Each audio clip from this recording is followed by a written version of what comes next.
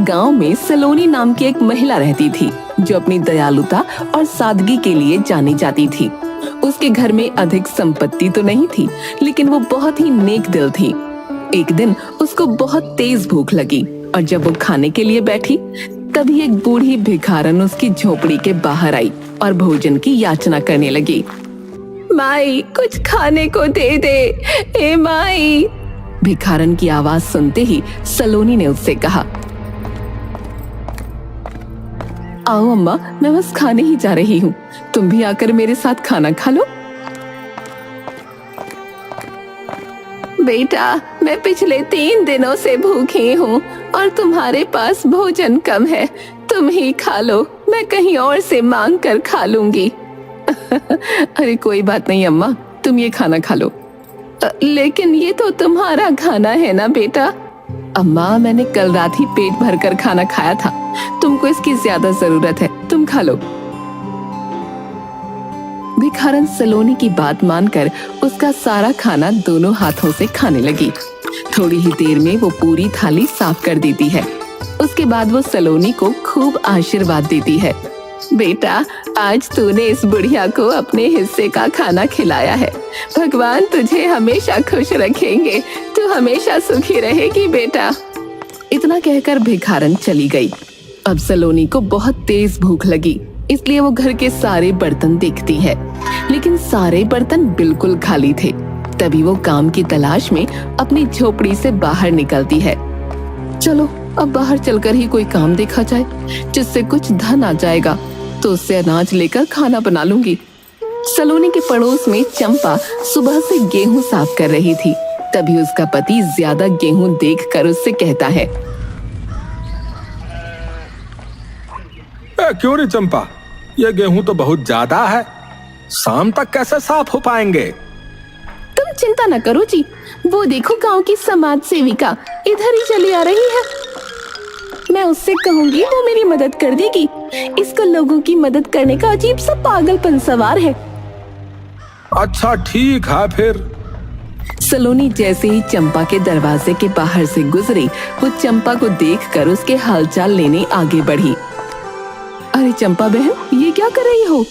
क्या बताऊं सलोनी बहन, सुबह से गेहूं साफ कर रही हूँ और अभी इतने से ही हो पाए हैं और मुझे 5 बोरी और गेहूं साफ करने हैं, इसलिए परेशान हूँ। हाँ हाँ, तुम्हारे चेहरे से ही लग रहा है तुम थक चुकी हो। कोई बात नहीं, मैं गेहूं साफ करने में तुम्हारी मदद कर देती हूँ। मुझे पता था केवल तुम ही हो जो मेरी परेशानी समझोगी बहन। चंपा थोड़ी सी चापलूसी करके सारे गेहूं सलोनी से साफ करवाने लगी। सलोनी को गेहूं साफ करते करते दोपहर से शाम हो जाती है, लेकिन उसने बहुत ही फुर्ती के साथ सारे गेहूं साफ कर दिए। धन्यवाद सलोनी बहन, तुम बहुत अच्छी हो। कोई बात नहीं, अब मैं चलती हूँ। देखा मेरा कमाल, हो गया ना मेरा सारा काम समय से।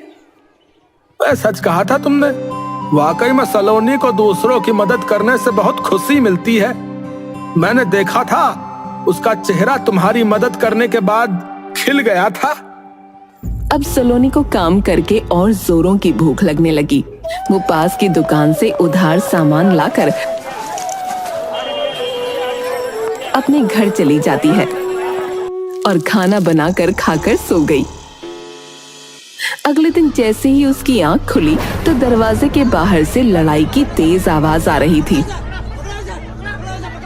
अरे ये कैसी आवाज है?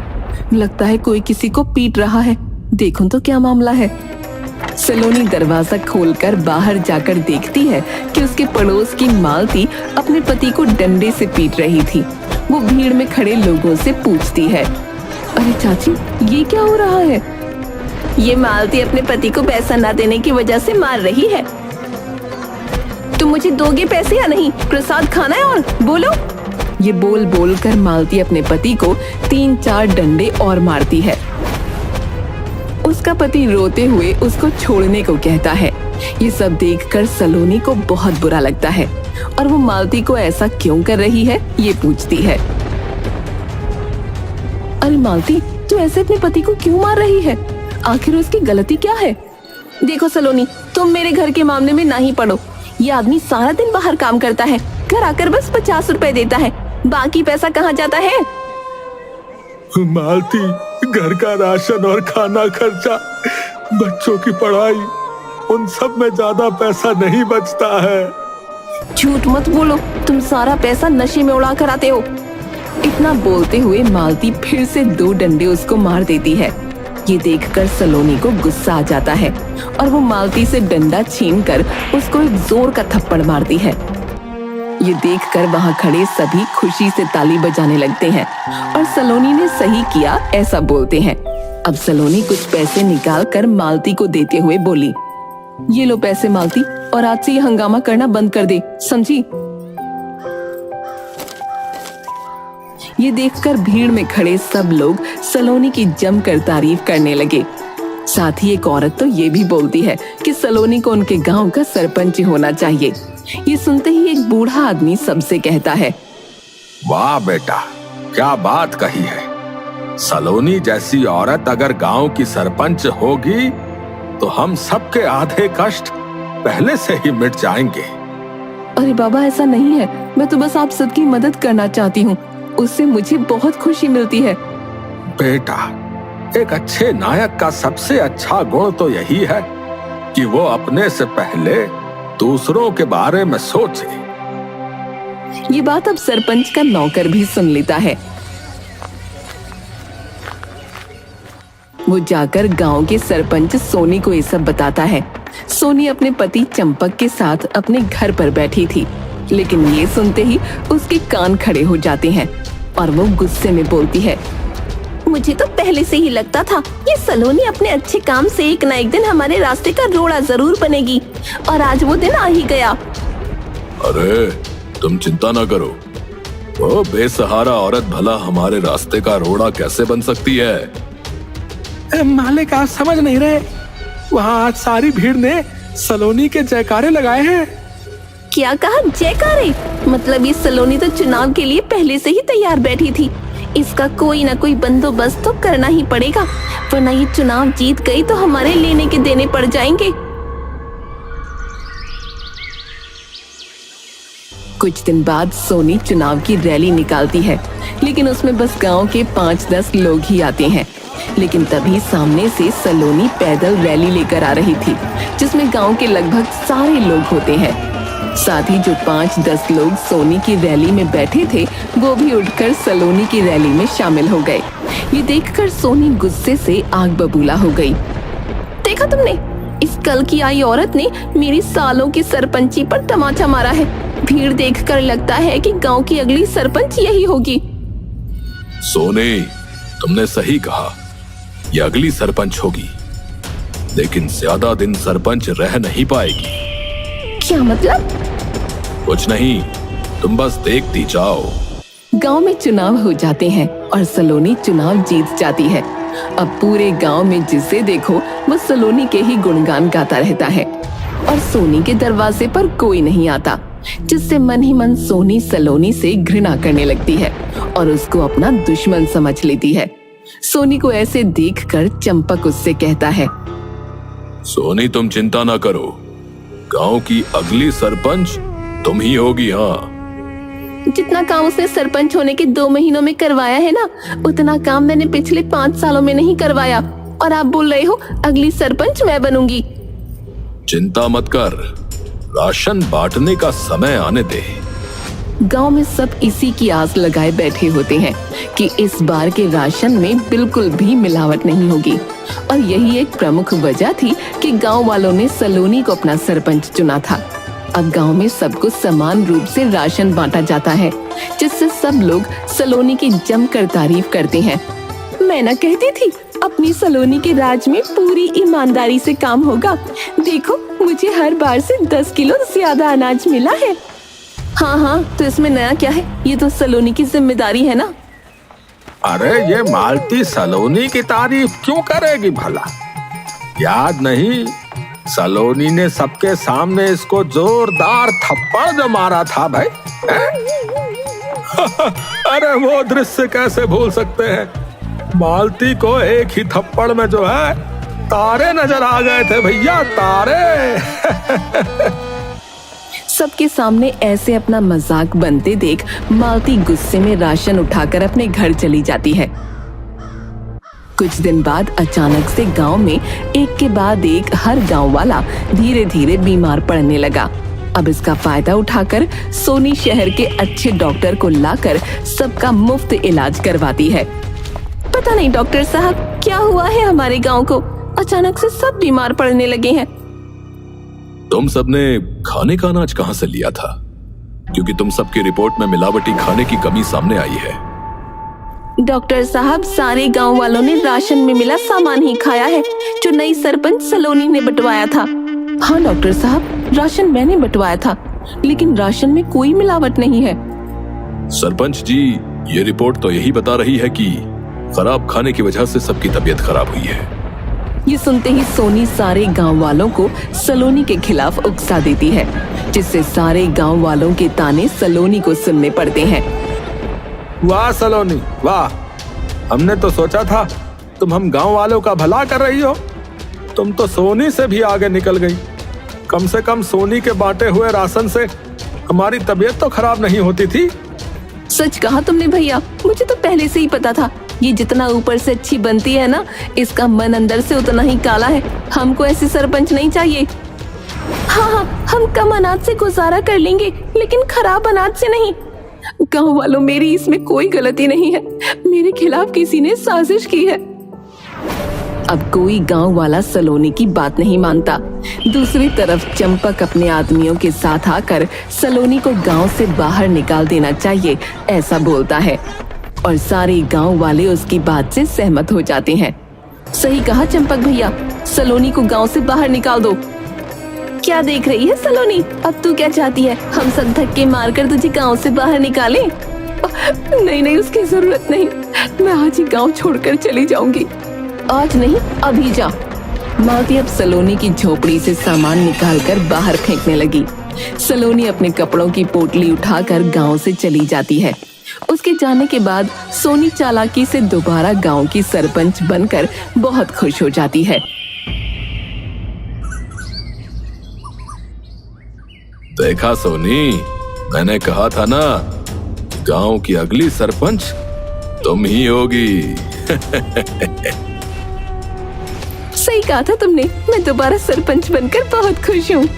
अब गांव का माहौल पहले की तरह हो जाता है और गांव में सबके अंदर से एक दूसरे की मदद करने की आदत बिल्कुल खत्म हो जाती है। कुछ हफ्तों बाद एक शाम सोनी का नौकर जंगल से गुजर रहा था। तब उसे दो आदमी आपस में बात करते हुए मिले। अरे क्या कह रहा भैया, ये वही सलोनी थी?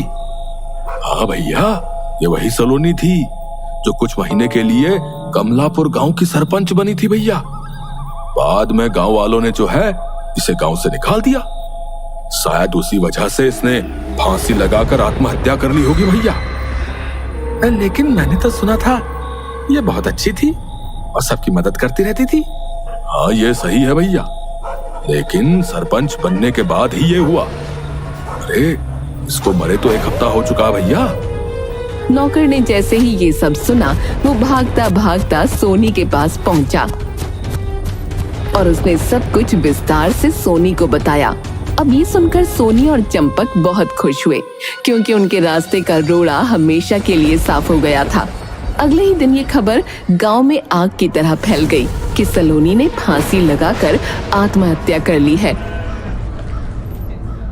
जो हुआ बहुत गलत हुआ, सलोनी बहुत अच्छी थी, उसने हमेशा मेरी मदद की।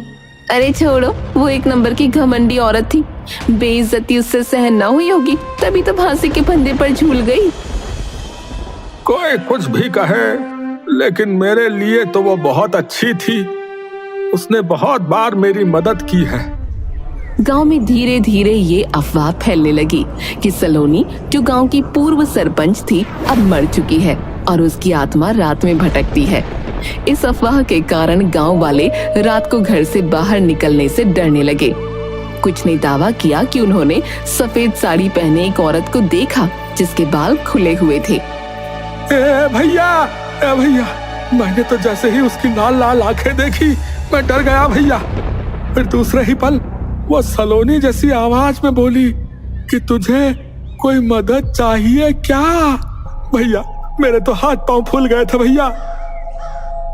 हाँ भाई, मैंने उसे सफेद साड़ी में कुएं के अंदर कूदते हुए देखा था भैया। वो कह रही थी वो बदला लेने आई है।